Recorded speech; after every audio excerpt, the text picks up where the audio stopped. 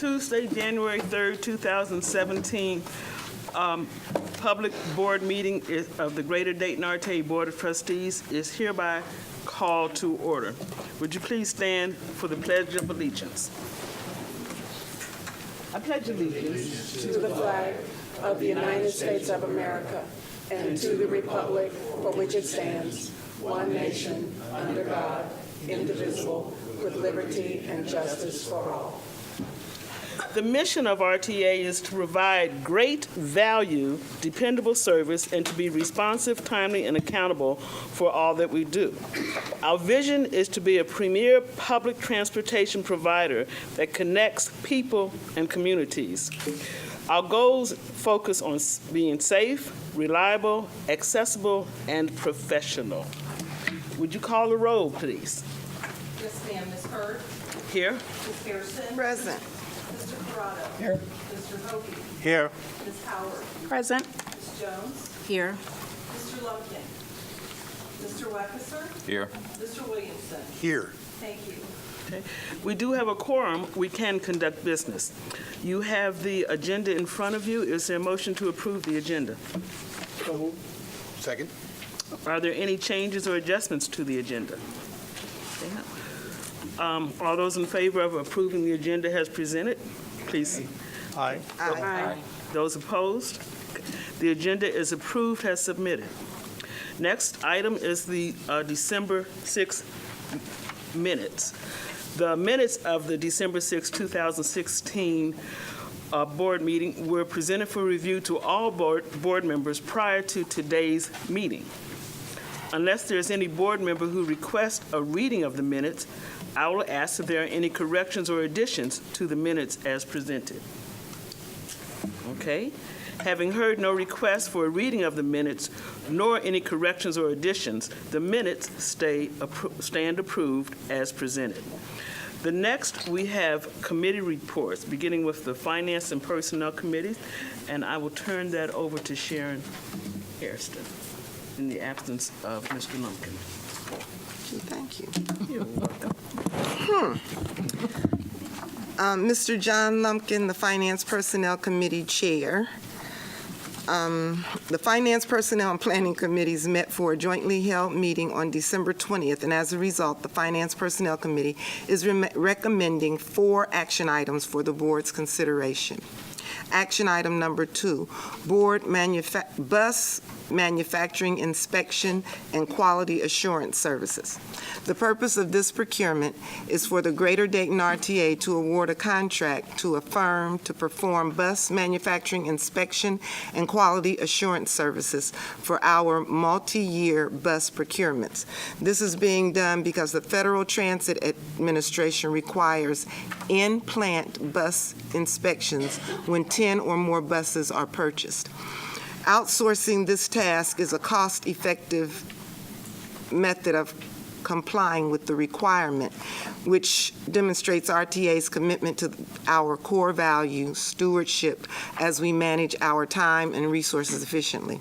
The firm will conduct pre-production activities, production line inspections, post-production inspection, and reporting and communication on each bus.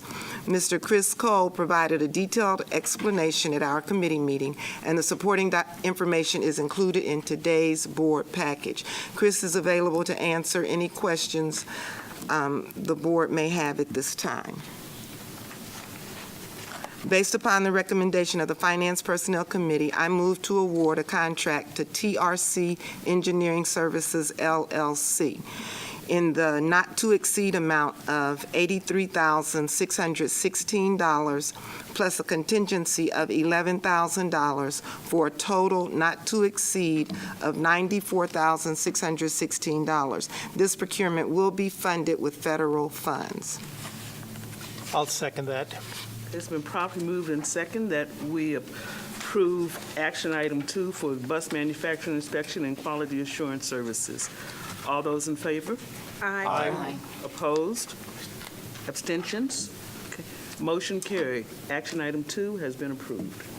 Action item number 3, overhead infrastructure parts and for various locations. The purpose of this procurement is to purchase electric trolley bus overhead infrastructure parts for the RTA for the reinstallation of the ETB system removed for the construction of I-75 through downtown Dayton and rebuilding the intersection of Salem Avenue and Riverview. These installations will help prepare for the anticipated future reconstruction of the Main Street Bridge over the Miami River. These installations fit into the overall plan for upgrading and improving the reliability of our ETB infrastructure to support the anticipated purchase of next-gen buses. Mr. Bob Brzezinski provided a detailed explanation at our committee meeting, and the supporting information is included in today's board package. Bob is available to answer any questions the board may have at this time. Based upon the recommendation of the Finance Personnel Committee, I move to award a contract to Phoenix Mining Equipment Incorporated in the amount of $177,015. This procurement will be funded with federal grant funds. Is there a second? Second. Been properly moved in second that we award a contract to Phoenix Mining Equipment for overhead infrastructure parts for various locations. Would you, all in favor, say aye? Aye. Opposed? Abstentions? Motion carried. Action item 3 has been approved for overhead infrastructure parts from Phoenix Mining Equipment. Action item number 4, vertical building envelope restoration. The Greater Dayton RTA solicited bids for a vertical building envelope restoration. This is a long-term exterior renovation work to the Wright Stop Plaza campus, consisting of the American Copper and Lafayette buildings. Work will include masonry, metal, terracotta, exterior painting and ceiling, and window restorations on floors 4 through 13. This project relates to stewardship, as RTA is committed to properly managing our assets. Failure to maintain the buildings will result in their deterioration. Mr. Brzezinski provided a detailed explanation at our committee meeting, and the supporting information is included in today's board package. Bobby is available to answer any questions you may have at this time. Based upon the recommendation of the Finance Personnel Committee, I move to award a contract to NR Lee Restoration Limited for the vertical building envelope restoration for a total of $874,474, along with an extra work allowance of $175,000 to allow for items which will most likely be uncovered during the actual renovations for a grand total of $1,049,474. This procurement will be funded 80% through federal grant funds. I'll second the motion. Been properly moved in second that we approve action item 4, vertical building envelope restoration contract for NR Lee Restoration Ltd. All those in favor, say aye. Aye. Aye. Opposed? Abstentions? Motion carried. We will be taking action on action item number 4 for a contract to NR Lee Restoration Limited for vertical building envelope restoration.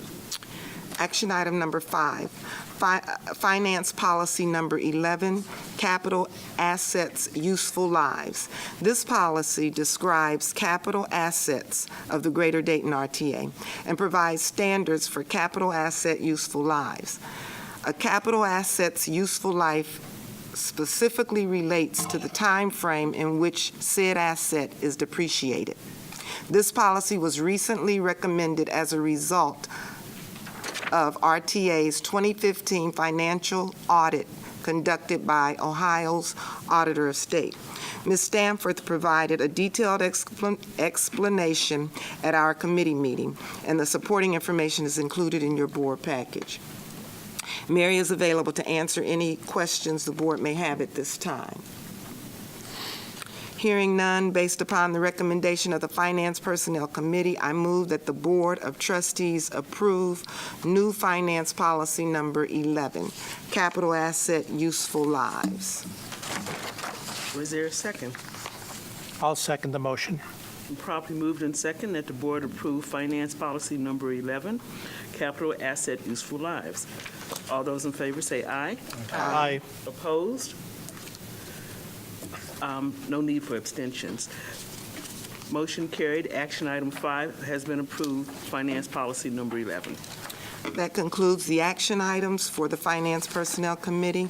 However, I will report that at our meeting, Ms. Stanford reported that September 26 receipts for the state sales tax are $184,000 higher than September 2015. This equates to a 5.6% increase. Year-to-date September 26 receipts are $2.01 million higher than September 2015. This equates to a 7% increase. The November 2016 financial statements, Ms. Stanford reported that for November, RTA's net loss after local depreciation is $244,000 compared to a budgeted loss of $42,000. November 26 year-to-date net loss after local depreciation is $955,000 compared to a year-to-date budgeted loss of $572,000. Madam Chair, that concludes the report. Thank you. Planning Committee, Ms. Howard. Thank you. The Finance, Personnel, and Planning Committees met for a jointly held meeting on December 20th, and while we do not have any action items to bring before you, we do have important updates to provide. Mr. Policicchio provided a summary document of recent activities in the Customer and Business Development Department. A summary of positive local and national news highlighting our agency was also provided. Mr. Policicchio also shared information on the December 6th Ride Time celebration. Over 200 customers signed up and participated in the 2-hour event held at the Right Stop Plaza. Customer usage of Ride Time products has also grown over the past 2 months, and I believe we are now over 1,000 customer downloads of the Ride Time app. Other updates included ongoing work refreshing the iRideRTA.org website and RTA's partnership with the University of Dayton and Sinclair Community College. This partnership included providing free passes to students enrolled in the UD Sinclair Academy, connecting them to educational opportunities and the community. In closing, Mr. Policicchio shared upcoming service schedule changes for the holiday season. This concludes my report, Madam President, and Mr. Policicchio or I would be happy to answer any questions you may have. Are there any questions? Hearing none, thank you. We will move on to the Chief Executive Officer's report. Thank you, Madam President. Really just one informational item. It's now a new year. It means a new fiscal year, and the work now begins to start to address this year's budget in reality, and also what we've promised to the board regarding the potential for the loss of sales tax revenue beginning July 1st. So that work has begun in earnest, specifically in Mary's department. I think I got my first set of spreadsheets over the weekend.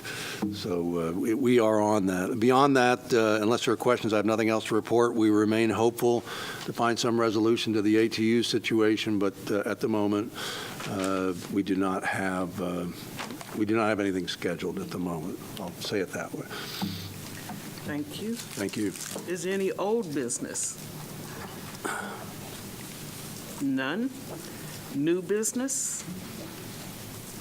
None. Public comment? Okay.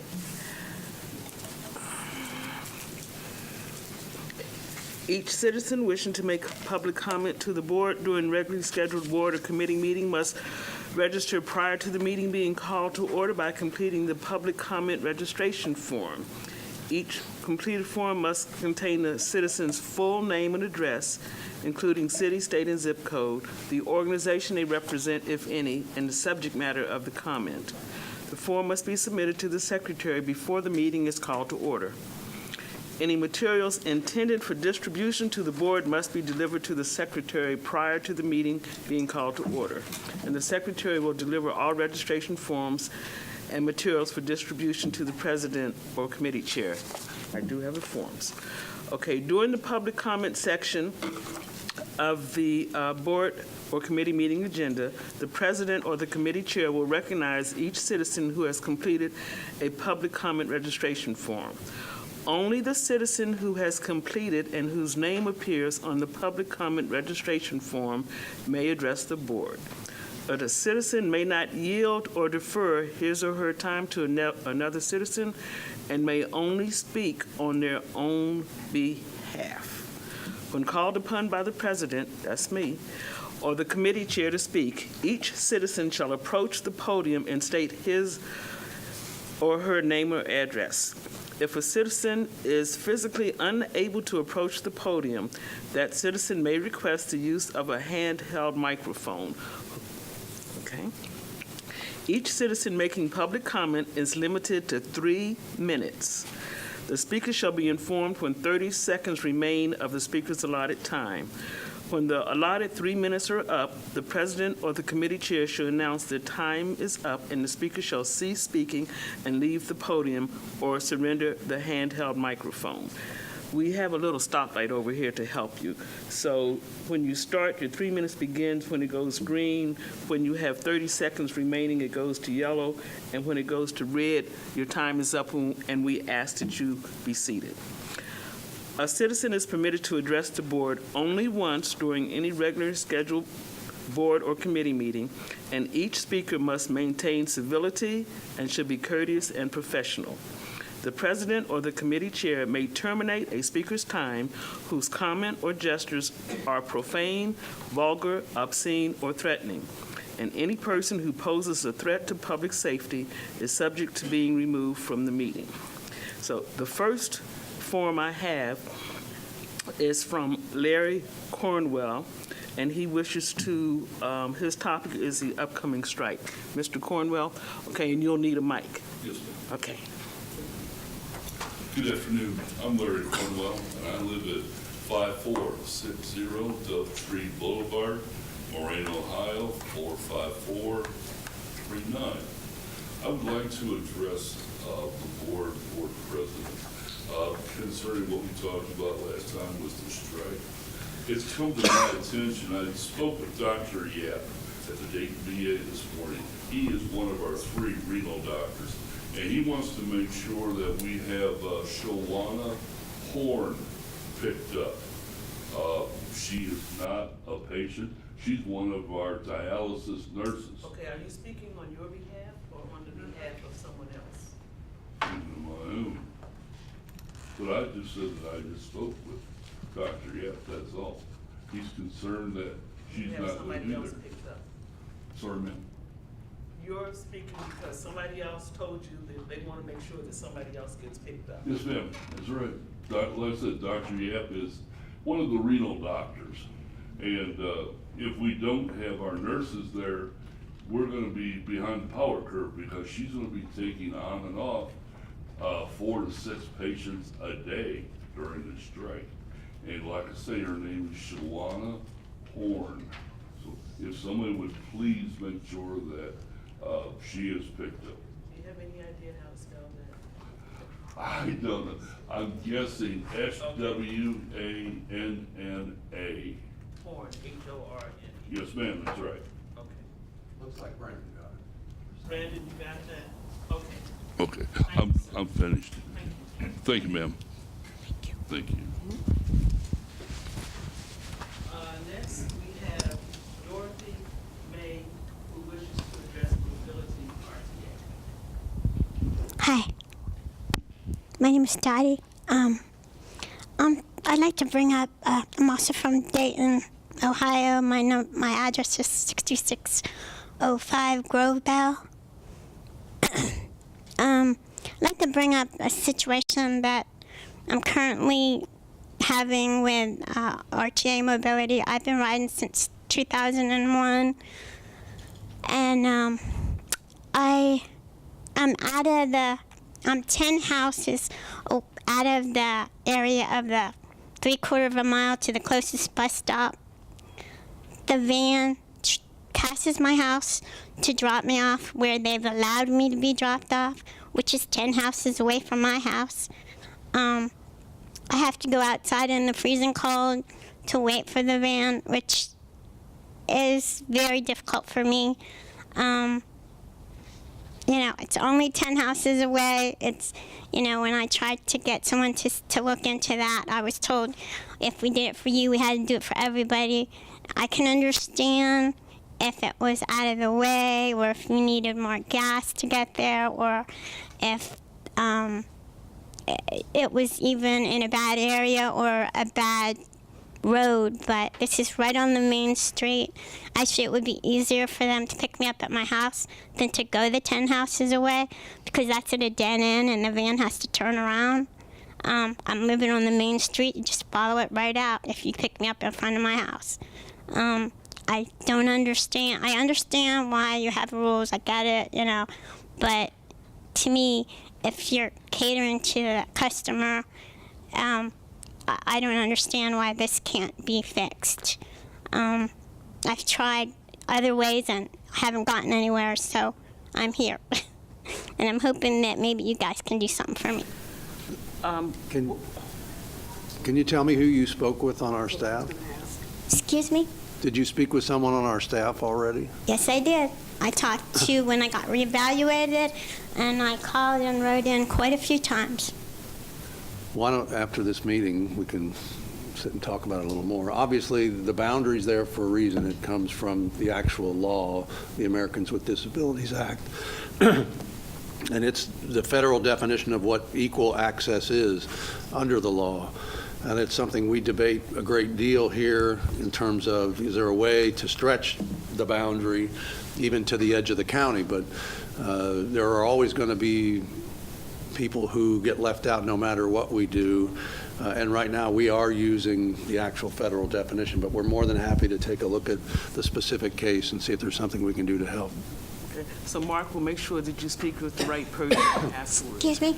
Mr. Donahue will make sure that you speak with the right person after the meeting. Okay. All right. Thank you. Oh, I'm sorry. Can everyone hear me now? Thank you. Ruby Thompson and wants to address transport.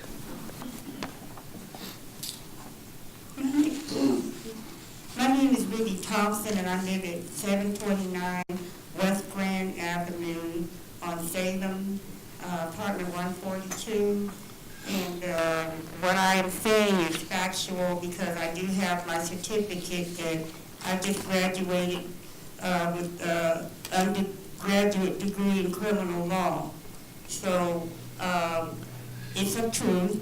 I have had issues where with Project Mobility, I called in for my trips and I'm not getting all of them. I called in because I even keep right here a log on the time that I call, the day of the trip, my going in and my coming back. On some of my trips, I have not been picked up. I had an issue where I was due on a 8:19 a.m. pickup going to work at McDonald's in Inglewood. The call center said, "You're not getting that 8:19 a.m. trip. We will be there at 8:30. You know, so I said, okay, I didn't even ask why. There are times where I have booked a couple of trips and then I've been told you're only getting one. Now, I have had the Project Mobility drivers have volunteered to me that they have been having issues with the automated system, and it is not designating them to the area they should be, you see. So a lot of that, they're saying is not in the system. Addresses that should be in the system is not there, things like that, and they have to, you know, come to me and they're perplexed about why they are not getting everything in the system, and it is a loss of their time, you know, when something is incorrect. So I don't know if there's something going on electronically with the manifest, the call center, or just what the issue is. But this is the feedback that I've been getting, you know, and I'm also concerned during the strike, if people such as me that use mobility, especially in the winter months, will have transport to work and back.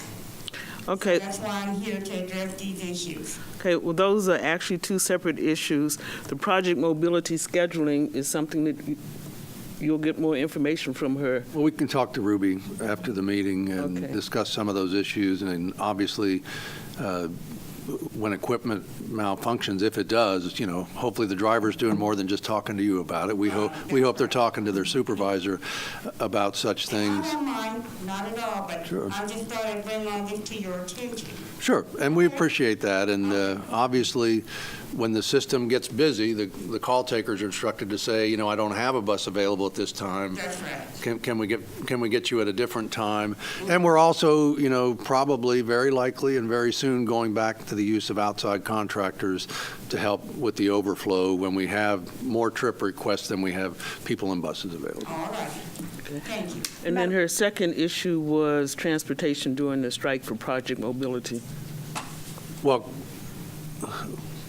the answer to that question is a tough one. We know that we have enough manpower in a strike to provide medically necessary trips. We know we have that covered. From there on, it's going to be a question of the amount of manpower that we have available as to how many more trips we'll provide on project mobility or on fixed route services at all. It would not be significant unless a significant number of bus operators cross the picket All line. right. Thank you. You're welcome. Madam President, I would like to just reiterate to all of our customers that when you have repeated issues, please call in before the meeting and let somebody know. And when you come, if you could help us by letting us know who you're speaking with, that will be real helpful in trying to track down what the issue is and bring a resolution to it.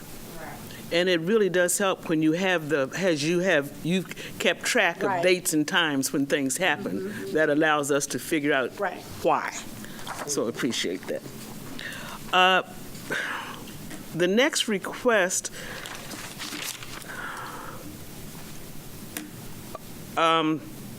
okay, how about if I give an address?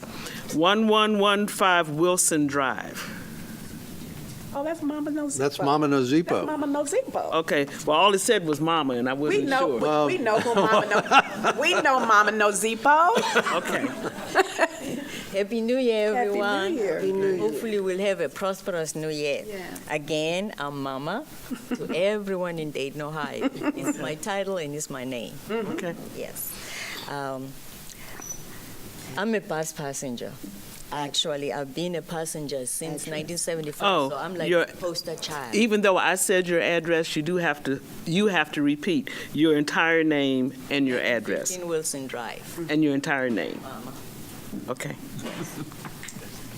You're taking my time. No, it hasn't started yet. Hasn't started. See, it doesn't start until after you say That's your right. name You and tell 'em, address. Okay. And Mama also serves on our advisory committee. Okay. Yeah. Anyway, I should be a poster child for the RTA because I've been riding this bus route since 1975. Even when I had a car, I had a truck, I still rode the bus because it was very convenient, it was affordable, and it was practical.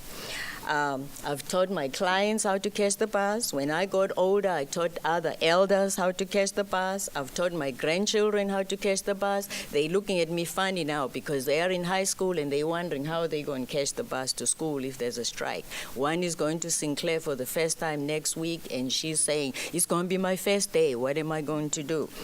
I've taught other immigrants. I'm from Africa. I'm an African immigrant, and I've taught other African immigrants on how to catch the bus.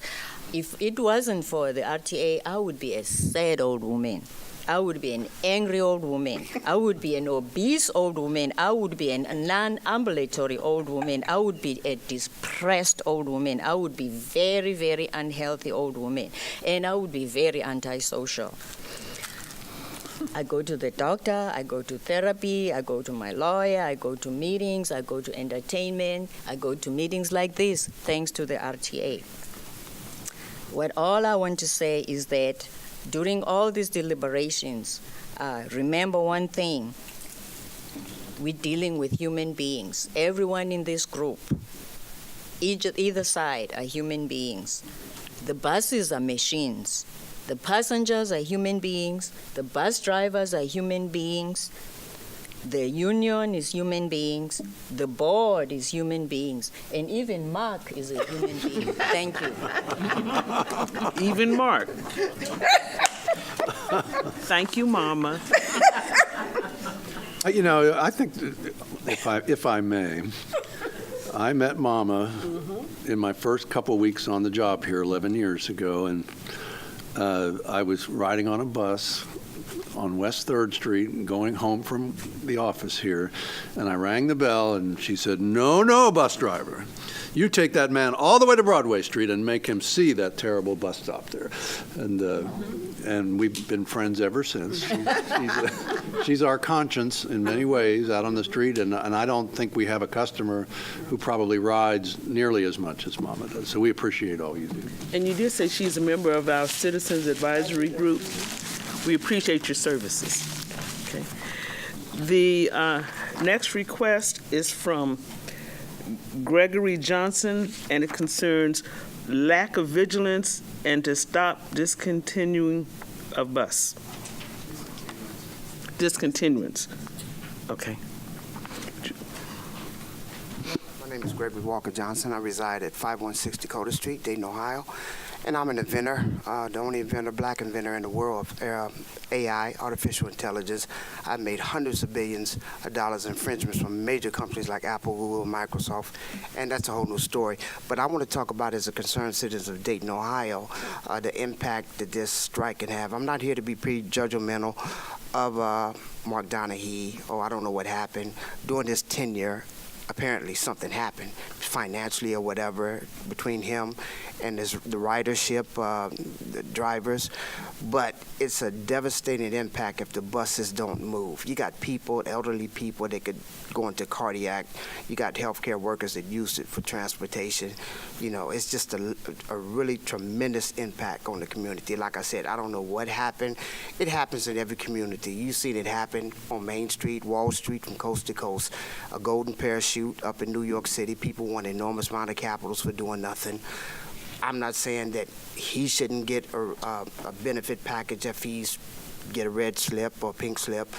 Not that he need a pink slip. Sir, I don't mean to interrupt, but I do need to interrupt. We need you to address something that is specific to you. Yeah, but that's what is concerned. The concern is the bus is being discontinued. I don't know what happened, but it's pretty close to that day, the 9th or whatever, 10th. It's going to be discontinued. And I want to say, I don't know what brought it to that point. You know, I can't point at him or his colleagues or whoever is running RTA. That's what I'm saying. It's just seriously concerned with me that it would get to this point. Well, thank you for your concern. We can get it fixed. That's it. Thank you for your concern. Can I just go on record as saying the situation between the union is between the union and the RTA, not the union and Mark Donahue. That's all I want to say. Thank you.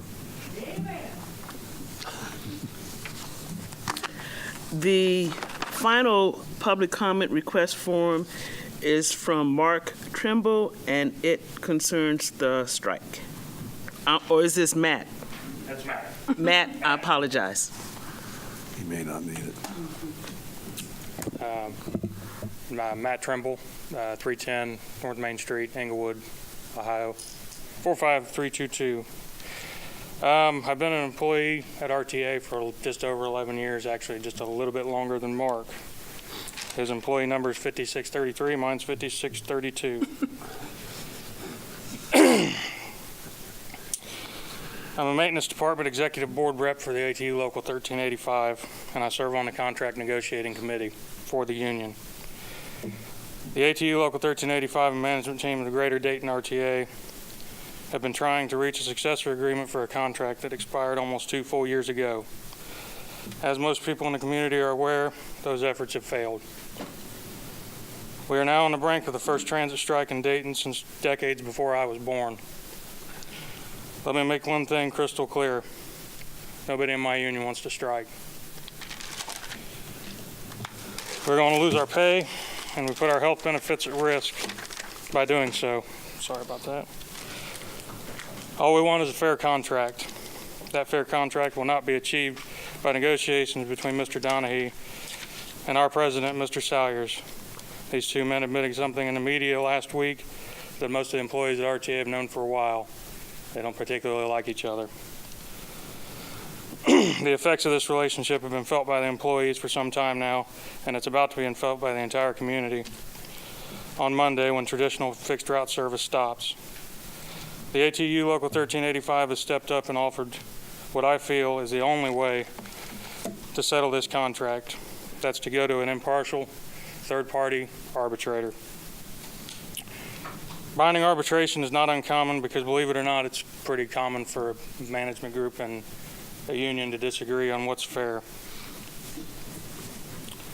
We're almost 2 full years out of contract. It is past time for us to agree to disagree and bring in a professional arbitrator.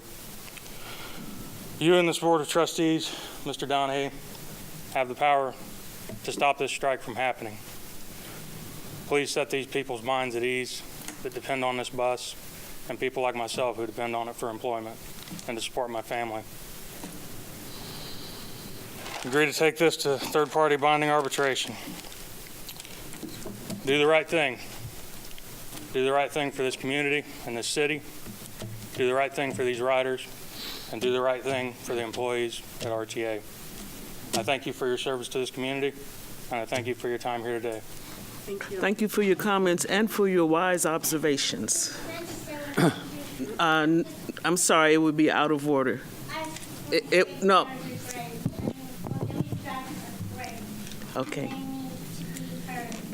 I'd like to make a comment for those who are unaware, because the union recently, well, not just recently, back in October as well, brought up the issue of binding arbitration. Let's hand this thing off to a so-called independent third party. Years ago, what you may be too young to remember is, Matt, that to get the right to strike back, unions in Ohio gave up binding arbitration. It was written into many contracts, might have even been in the contract here at the time, I don't know, and traded it for an alternate dispute resolution process, which is fact-finding. And you're well aware that we've already been through that process, including the expense of it, and both parties rejected the outcome of that. Now, the difference with binding arbitration here is no one can reject. If you allow this to go to an arbitrator that it's binding, whatever that person, he or she decides, that is the new contract. So if it's a decision that adds $4 million or $6 million more dollars of burden to the taxpayer, we have to deal with that. And for us, that means you cut service, you raise fares, or some combination of both. And I mean significant cuts. Even the union's current proposal, adds over $3.2 million to what was on the table at the time. Now, we made a big service cut that you may remember in 2007. That's about the same amount of money we're talking about. So this is huge. And for us, one, we believe it's an improper delegation of our obligation, our duties, to hand this decision off to a third party and just blindly accept what comes with it. And two, the other thing to me is, and I'll say it till I'm blue in the face, you know, I don't think the customers or the public should have to take reduced services and possibly increase fares simply so you guys can have what you want when there's a reasonable offer on the table. And we agree or disagree on whether it's reasonable or not, But we've made 4 different revisions to our final offer that you folks demanded on May the 4th or 5th, and we gave it to you on the 6th. We've changed it around as many times as we could, but we said on May the 6th, and I believe you might have been in the meeting, that final meant final. So adding money can't be done. And just last Thursday night, and this is why I'm concerned that we won't resolve this, you know, the union president sends me a letter and adds more demands. Adds demands for things we haven't even spoken of since the union's initial proposal on May 22nd of 2015. And now I'm being told those have to be met too. So we're just not going to do that. And this issue of binding arbitration, everybody wants to just ignore the fact that we spent a small fortune of the taxpayers' money already to go to fact-finding because we'd only met 2 times, less than 4 hours each time in actual face-to-face negotiations. Then we went to mediation. Then we went to fact-finding. And here we are today. And, you know, the only people that can stop a strike here is the Amalgamated Transit Union. You're the only ones that get to vote on it. We don't get to vote on whether or not you go on strike. That is your right.